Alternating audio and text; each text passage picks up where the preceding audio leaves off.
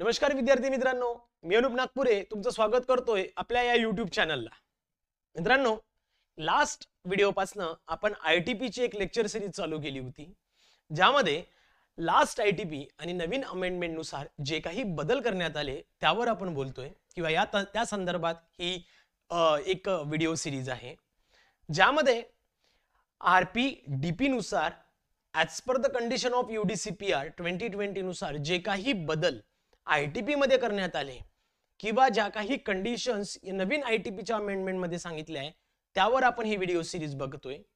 ज्या विद्यार्थ्यांनी पहिला व्हिडिओ बघितला नसेल त्यांनी पहिला पार्ट याचा बघावा, त्यानंतरच दुसऱ्या पार्टला हात लावा किंवा तो बघा. सगळ्यात महत्त्वाची कंडिशन म्हणजे काय, जर का तुम्हाला हा व्हिडिओ आवडत असेल तर प्लीज लाईक करा, सबस्क्राइब करा आणि नवीन व्हिडिओसाठी कमेंट सुद्धा करा. तर मित्रांनो, आजच्या पार्ट मध्ये आपण बघणार आहोत त्याचा नेक्स्ट पार्ट, ज्यामध्ये कोणत्या कोणत्या कंडिशन्स ह्या चेंज करण्यात आल्या ITP च्या साठी किंवा UDCPR अंतर्गत कोणत्या कंडिशनला इथे प्रावधान दिलेलं आहे ते आपण बघणार आहोत आजच्या या व्हिडिओमध्ये.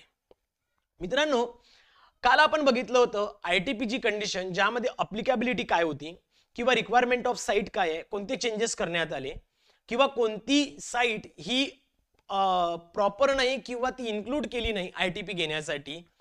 त्यानंतर परमिशन आणि डिक्लेरेशन कोण देतं, कोणत्या कंडिशनवर देतं किंवा परमिशन आणि डिक्लेरेशन देताना हाय पॉवर कमिटी HPC काय असते किंवा यामध्ये कोणते कोणते मेंबर असतात, कोण कोण असेल, म्हणजे इन केस जर का क्वेश्चन विचारला, कारण मी जसं तुम्हाला काल सांगितलं की एक्झाम पॉइंट ऑफ व्ह्यू हा पॉइंट खूप महत्वाचा आहे किंवा इम्पॉर्टंट पॉइंट आहे, तर कदाचित याच्यावर क्वेश्चन केला जाऊ शकतो की परमिशन आणि डिक्लेरेशन देताना स्टेट गव्हर्नमेंट कोणासोबत कन्सर्न करतो, तर ऑब्व्हियसली फक्त काय डायरेक्टर ऑफ टाउन प्लॅनर सोबत नाही तर HPC कमिटी सोबत करतो, ज्यामध्ये डायरेक्टर ऑफ टाउन प्लॅनर हा एक मेंबर आहे आणि त्या बेसिसवर HPC कमिटी सोबत कन्सर्न केल्यानंतर स्टेट गव्हर्नमेंट तशा पद्धतीचं परमिशन देतं किंवा अप्रूव्हल देतं. यानंतर आजच्या लेक्चर मध्ये बघणार आहोत मित्रांनो मास्टर लेआउट प्लॅन. खरं तर मास्टर लेआउट प्लॅन आतापर्यंतच्या केसमध्ये फक्त आणि फक्त हा कलेक्टरच अप्रूव्हल देत होता, म्हणजे मास्टर लेआउट प्लॅनच्या संदर्भात कलेक्टर हा अप्रूव्हल देत होता. पण आताच्या केसमध्ये UDCPR चे जे काही अमेंडमेंट किंवा UDCPR चे जे प्रावधान यामध्ये ठेवण्यात आले त्यानुसार ऑथॉरिटी सुद्धा याला तेवढीच जबाबदार असेल अप्रूव्हल देण्यासाठी. म्हणजेच काय, प्रोजेक्ट प्रपोनंटने अप्लाय केल्यानंतर तो रिस्पेक्टिव्ह कलेक्टर किंवा ऑथॉरिटी तशा पद्धतीने मास्टर लेआउट प्लॅनला लेटर ऑफ इंटेंटच्या बेसिसवर अप्रूव्हल देऊ शकतं. अप्रूव्हल दिल्या जाणारा प्लॅन मास्टर लेआउट प्लॅनच्या अंतर्गत RP आणि DP मध्ये मंजूर असायला पाहिजे, लक्षात घ्या. म्हणजेच काय, collector in the case of RP, authority in case of DP, okay, what ever the respective authority, हे काय करणार, त्या पर्टिक्युलर मास्टर लेआउट प्लॅनला अप्रूव्हल देणार. ओके, म्हणजे इथे पुन्हा चेंज काय आलाय, ऑथॉरिटी हा एक नवीन पार्ट आलाय की आधी जी अप्रूव्हलची फक्त आणि फक्त जी काही राईट्स होते ते कलेक्टरकडे होते, आता त्यामध्ये चेंज करून ऑथॉरिटी सुद्धा आणण्यात आली. सोबतच ज्या पर्टिक्युलर पार्ट प्लॅनला सँक्शन दिलं जाईल तो रिजनल आणि डेव्हलपमेंट प्लॅनच्या अंतर्गत सँक्शन असणं गरजेचं आहे. त्यानंतर सगळ्यात महत्वाची गोष्ट म्हणजेच काय, बँक गॅरंटीचा पॉइंट आपण बघितला होता. ITP अंतर्गत बँक गॅरंटी ही जी काही इन्फ्रास्ट्रक्चर डेव्हलपमेंट आहे, म्हणजेच काय, तिथल्या ज्या काही पायाभूत सुविधा आहे त्याच्या बेसिसवर ही दिली जाऊ शकते किंवा दिली जाते. पण यामध्ये आत्ताच्या केसमध्ये एक नवीन पॉइंट टाकण्यात आला, जर का बिल्डिंग कमेन्समेंट किंवा बिल्डिंग परमिशन मिळण्याआधीच जर का तशा पद्धतीच्या बेसिक इन्फ्रास्ट्रक्चर रेडी असेल तर बँक गॅरंटीची गरज पडणार नाही. हे तुम्हाला लास्ट ITP मध्ये नव्हतं किंवा बघायला मिळणार नाही. तिथे फक्त एकच क्लॉज होता की बँक गॅरंटी ही जी रिलीज केली जात होती ती स्टेज ऑफ इन्फ्रास्ट्रक्चरल डेव्हलपमेंटच्या बेसिसवर दिली जात होती. पण आताच्या केसमध्ये जर का इन्फ्रास्ट्रक्चर डेव्हलपमेंट हे रेडी असेल, बिल्डिंग कमेन्समेंट किंवा बिल्डिंग परमिशन मिळण्याआधीच, तर त्या केसमध्ये तुम्हाला कोणत्याही कंडिशनमध्ये बँक गॅरंटीची गरज पडत नाही. म्हणजे बँक गॅरंटीचा जो क्लॉज होता आयटीपीच्या अंतर्गत, तो आता थोडाफार रिलॅक्स केला गेलाय. जर का if basic infrastructure of the development is done before the commencement of a building, then no need of the bank guarantee at the time of master plan. If the infrastructure is getting built before taking the building permission, then in such a case also there is a no need of bank guarantee. म्हणजेच काय, bank गॅरंटीच्या केसमध्ये इथे थोडं relaxation देण्यात आलं की जर का बेसिक इन्फ्रास्ट्रक्चर ह्या डेव्हलप केल्या गेल्या असेल बिल्डिंग कमेन्समेंट किंवा बिल्डिंग परमिशनच्या आधीच, तर त्या पर्टिक्युलर कंडिशनसाठी बँक गॅरंटीचं प्रावधान हे रिलॅक्स करण्यात आलं. बँक गॅरंटीची गरज पडणार नाही मास्टर लेआउट प्लॅनच्या अप्रुव्हलसाठी. ओके, नेक्स्ट एक चेंज बघायला मिळाला मित्रांनो, लोकेशन मार्किंग. आधी आपण काय करत होतो की मास्टर लेआउट प्लॅन अप्रुव्हल करताना जे काही डॉक्युमेंट्स किंवा सेट्स आपण प्रिपेअर करत होतो त्यामध्ये गुगल किंवा कलर गुगल अर्थ इमेज, भुवन इमेज किंवा ड्रोन सर्वे इमेज ही मास्टर लेआउट प्लॅनला आपण शो करत होतो, मास्टर लेआउट प्लॅनच्या अंतर्गत शो करत होतो, जो की स्वतः प्रोजेक्ट प्रपोनंट, तो ओनर स्वतः साइन करायचा. पण या पर्टिक्युलर कंडिशनसाठी त्यांनी काय सांगितलंय की त्यामध्ये लोकेशन मार्किंग म्हणजे गुगल इमेज मध्ये, भुवन इमेज मध्ये किंवा मग ड्रोन सर्वे मध्ये ती लोकेशन मार्क असायला पाहिजे ज्यावर तो स्वतः प्रोजेक्ट प्रपोनंट साइन करतो. म्हणजेच काय, जेही document in the form of colour Google अर्थ इमेज, भुवन इमेज किंवा ड्रोन सर्वे च्या संदर्भात आपण देतोय त्यामध्ये लोकेशन मार्किंग असणं हे फार महत्वाचं आहे. हे या पर्टिक्युलर केसमध्ये चेंज करण्यात आलंय. क्लिअर?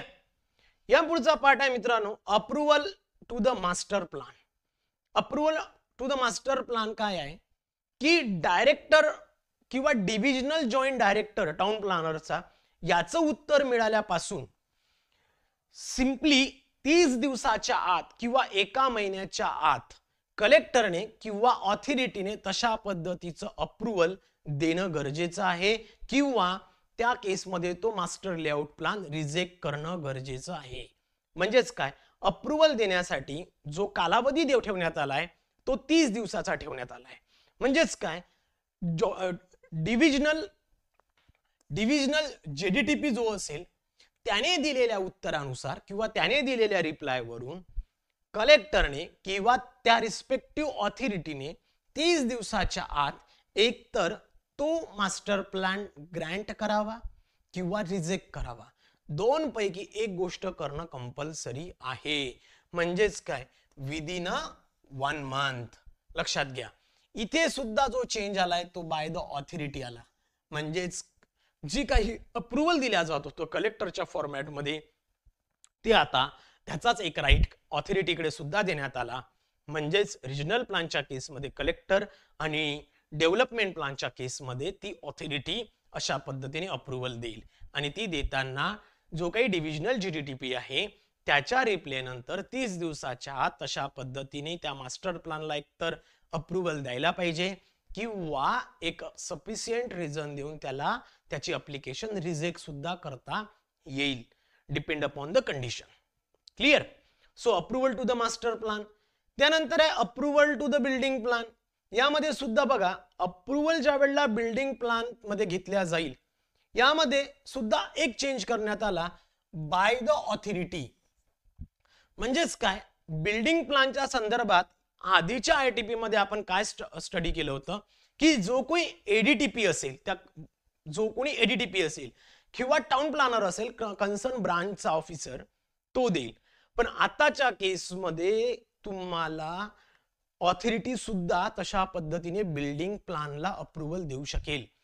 जी आता नवीन एक क्लॉज टाकण्यात आलाय बिल्डिंग प्लॅनच्या संदर्भात बाय द ऑथॉरिटी, ऑब्व्हियसली ही डीपीशी रिलेटेड आहे आणि बाकी 2 आरपीसी रिलेटेड असेल. सो बिल्डिंगला परमिशन किंवा detail building permission under the master layout plan, म्हणजे मास्टर लेआउट प्लॅनच्या अंतर्गत जी काही बिल्डिंग परमिशन दिली जाईल नियमाच्या अधीन राहून ती देताना एक तर एडीटीपी देणार, assistant director of town planner, किंवा town planner of concern branch किंवा बाय द ऑथॉरिटी. म्हणजेच काय, प्रोजेक्ट प्रपोनंटने अप्लाय केल्यानंतर 30 दिवसाच्या आत त्यावर अप्रूव्हल देणं गरजेचं आहे.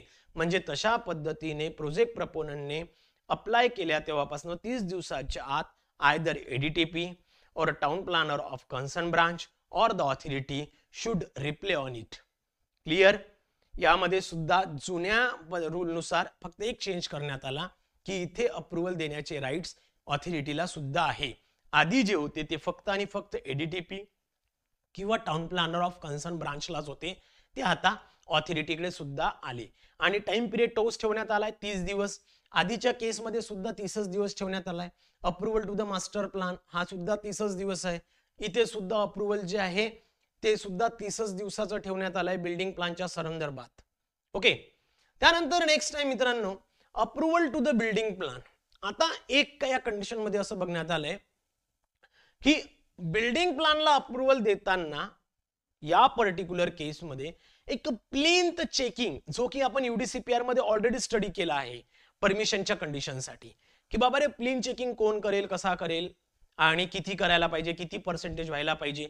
याच पर्टिक्युलर यूडीसीपीआरच्या रूल नुसार, जो की अपेंडिक्स एफ आहे, यानुसार प्रोजेक्ट अपोनंटने जो काही व्हॅलिड और लायसन्स आर्किटेक्चर असेल, लायसन्स इंजिनियर असेल, सुपरवायझर असेल, त्याच्या थ्रू अपेंडिक्स एफ जो की यूडीसीपीआर मध्ये दाखवलेला आहे आणि आपण ऑलरेडी त्याला स्टडी केलेलं होतं यूडीसीपीआर मध्ये, त्याच्या थ्रू त्या कन्सर्न ब्रांच जी असेल टाउन प्लॅनिंगची किंवा ऑथॉरिटीची, त्यांना तुम्हाला इंटिमेशन द्यावं लागेल किंवा त्यांना तुम्हाला सांगावं लागेल की प्लिंथ पर्यंतचं जे काम आहे ते कंप्लीट झालेलं आहे.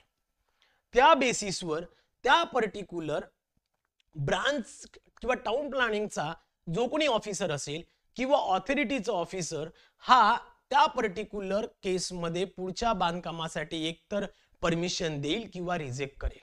आता ही प्लेन चेक करताना जसं आपण यूडीसीपीआर मध्ये स्टडी केलं होतं की 10% अशा पद्धतीचं प्लिंथ तो चेक करू शकतो आणि त्या प्लेन चेकिंगच्या बेसिसवर तो सर्टिफिकेट देणार पुढच्या कामकाजासाठी.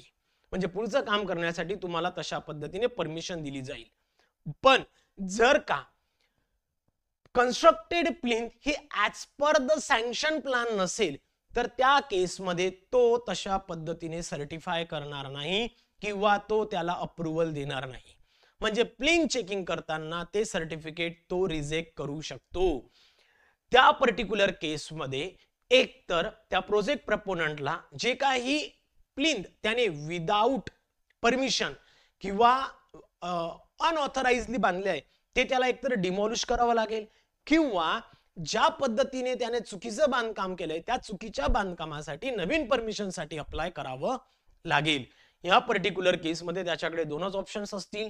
एक तर पहिलं ऑप्शन असेल ते म्हणजे एक तर त्या प्रोजेक्ट प्रपोनंटने एक्स्ट्रा वर्क जे असेल अदर दॅन सँक्शन ते डिमॉलिश करायला पाहिजे, नाही तर मग त्या दुसऱ्या केसमध्ये त्याने जे काही एक्स्ट्रा वर्क केलंय त्यासाठी त्याने नवीन परमिशन साठी टाकायला पाहिजे किंवा तशा पद्धतीच्या वर्क जे काही चेंज केलंय त्याला नवीन परमिशन अप्लाय करावं लागेल.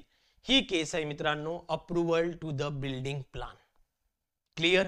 आणि ज्याने यूडीसीपीआर केला असेल त्याला ही कंडिशन फक्त आणि फक्त रिपीट आहे. लक्षात ठेवायचं ही कंडिशन रिपीट आहे. ही ऑलरेडी आपण मित्रांनो स्टडी केलेली आहे आपल्या यूडीसीपीआरच्या कंडिशन मध्ये. ओके. पुढे बघूया प्लॅनिंग कन्सिडरेशन. या प्लॅनिंग कन्सिडरेशन मध्ये म्हणजेच काय की साधारणतः ज्या वेळेला अशा पद्धतीचं प्लॅनिंग केलेलं असेल म्हणजेच जो कोणता एरिया हा आयटीपी म्हणून घोषित करण्यात आला, कोणत्याही लॉ मध्ये रेग्युलेशन्स मध्ये काही असलं तरी तो एरिया सँक्शन रिजनल प्लॅन किंवा डेव्हलपमेंट प्लॅन मध्ये असायला पाहिजे. सेकंड केस, जर का तो area residential zone, commercial zone किंवा यू झोन, आता इथे यू झोन एक नवीन वर्ड आणलाय. आधीच्या याच्यात अर्बन 1 आणि अर्बन 2 होता. आधीच्या केसमध्ये U1 अँड U2 होता. आता त्यांनी टोटल अर्बन घेतलं. यामध्ये टोटल यू झोन मध्ये जर का येत असेल तर कोणत्याही पद्धतीने त्यांना चार्ज किंवा प्रीमियम लागणार नाही. बघा for the area falling in a zone other than residential, commercial आणि यू. म्हणजेच काय, रेसिडेन्शियल मध्ये असेल, कमर्शियल मध्ये असेल किंवा यू झोन मध्ये असेल, अर्बन झोन मध्ये असेल, या तिन्ही केसमध्ये कोणत्याही पद्धतीचा प्रीमियम पे करावा लागणार नाही FSI साठी. म्हणजे जो बेसिक FSI ज्याला आपण 1 घेतोय, जो 1 बेसिक FSI आहे, हा बेसिक FSI डायरेक्टली त्यांना मिळतो.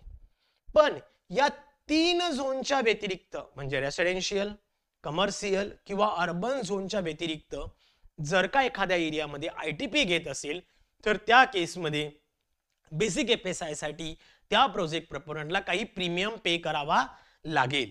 आता तो प्रीमियम किती असेल तर सिंपल आहे मित्रांनो, म्हणजे प्रीमियम चार्जेस जे होते ते आधी एवढेच ठेवले, त्यामध्ये कोणतेही चेंजेस करण्यात आलेले नाही किंवा त्यामध्ये कोणत्याही पद्धतीचा चेंज तुम्हाला बघायला मिळणार नाही. म्हणजे 15, 8 आणि 10%, 15, 8, 10% हा सेम आहे. फक्त यामध्ये काय केलंय, यामध्ये CRZ whether the shown on a regulation plan or not and other zone excepting at serial number A and B above.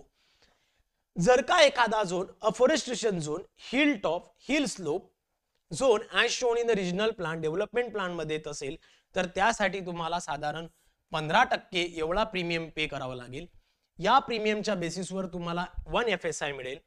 जर का ती ITP public, semi public zone, industrial zone, hill top, hill slope मध्ये जर का येत असेल तर त्या केसमध्ये 8% एवढा तुम्हाला पे करावा लागेल. जर का ऍग्रीकल्चर, नो डेव्हलपमेंट झोन, जीवन zone, low density residential zone, buffer zone of ESZ, mangroves, CRZ whether shown on regional plan or not and other zone excepting at serial number A and B यामध्ये नसेल तर त्यासाठी 10% एवढा premium charge पे करावा लागेल. and after paying the this much premium charge that project proponent avail for the 1 FSI, म्हणजे त्याला 1 FSI एवढं मिळण्यात येईल. आता जर का प्रोजेक्ट प्रपोनंटला 1 FSI एवढा तर प्रीमियम पे करून मिळेल, पण जर का त्याला ऍडिशनल FSI पाहिजे असेल, किती 100%, जर का त्याला ऍडिशनल FSI हवा असेल तर त्याला सगळ्याच केसमध्ये 10% म्हणजेच काय 15, 8 आणि 10 हे तर प्रीमियम चार्ज कोणासाठी दिले आहे, हे प्रीमियम चार्ज दिले आहे बेसिक FSI साठी. कोणाला, कुठे, हे जे 3 झोन आहे रेसिडेन्शियल, कमर्शियल, यू झोन सोडून बाकी जर का झोन मध्ये ITP येत असेल तर त्यांच्यासाठी एवढे प्रीमियम चार्ज आहे. या तिन्ही झोन मध्ये कोणत्याही पद्धतीचे चार्ज नाही, यांना डायरेक्टली 1 FSI अवेलेबल होतो. पण जर का या तिघांना म्हणजे residential zone, commercial zone, you zone यामध्ये येत असेल किंवा याच्यात येत असेल, या सर्व केसमध्ये जर का ऍडिशनल FSI लागत असेल आणि किती 100% चा अर्थ काय आहे, 1 बेसिक FSI वर 1 पुन्हा परत, म्हणजेच काय 1 बेसिक FSI प्लस 100% म्हणजे 1 वर प्लस 1 हा ऍडिशनल असेल. म्हणजे 2 FSI जर का हवा असेल तर सर्व केसमध्ये त्या पर्टिक्युलर लँडचा जो की ASR असेल त्याच्या 10%, त्या चालू वर्षाचा जो ASR असेल त्याच्या 10% एवढं प्रीमियम पे करून त्या पर्टिक्युलर केसमध्ये त्यांना ऍडिशनल 100% FSI अवेल करून दिल्या जाऊ शकतो. म्हणजेच काय, बेसिक FSI पेक्षा ऍडिशनल FSI घेण्यासाठी सुद्धा यामध्ये प्रावधान केलेलं आहे. दुसरी एक कंडिशन, UDCPR मध्ये जे नॉर्म्स दिलेले आहे ग्रीन बिल्डिंग आणि ECGC बिल्डिंग साठी ITP च्या अंतर्गत इथे काही इन्सेंटिव्ह सुद्धा प्रोव्हाइड केलं जातं किंवा इथे काही इन्सेंटिव्ह FSI जे काही UDCPR मध्ये प्रोव्हाइड केले गेलेले आहेत ग्रीन बिल्डिंग आणि ECGC बिल्डिंगच्या नॉर्म्स नुसार, ते सुद्धा इथे लागू करण्यात येतील. म्हणजेच काय, या पर्टिक्युलर केसमध्ये काही इन्सेंटिव्ह FSI सुद्धा प्रपोज केल्या जाऊ शकतो. जर का ग्रीन बिल्डिंग आणि ECGC बिल्डिंगच्या नॉर्म्स नुसार असेल तर ते सुद्धा इथे एक प्रावधान ठेवलेलं आहे. लक्षात घ्या, इथे सगळ्यांसाठी 10%. लक्षात ठेवा, ऍडिशनल FSI जो मिळेल तो 10% ऑफ प्रीमियम पे करून. म्हणजेच काय, जर का एखादी जमीन मित्रांनो, एखादी जमीन अफॉरेस्टेशन झोन मध्ये येत असेल तर त्याला बेसिक FSI साठी त्याला 15% पे करावं लागेल. On paying the 15% of ASR charge त्याला काय मिळेल, 1 FSI मिळेल. आणि पुन्हा त्याला 10% जर का त्याने पे केला तर पुन्हा त्याच्यावर 100% म्हणजे पुन्हा 1 FSI त्याला अवेल करून दिला जाऊ शकतो. क्लिअर? आय होप मित्रांनो तुम्हाला हे परफेक्ट क्लिअर आहे किंवा तुम्हाला परफेक्ट समजलं असेल. तर मग आजच्या लेक्चरमध्ये थांबतोय. भेटूया आपण आपल्या पुढच्या लेक्चरमध्ये. तोपर्यंत thank you so much. Have a great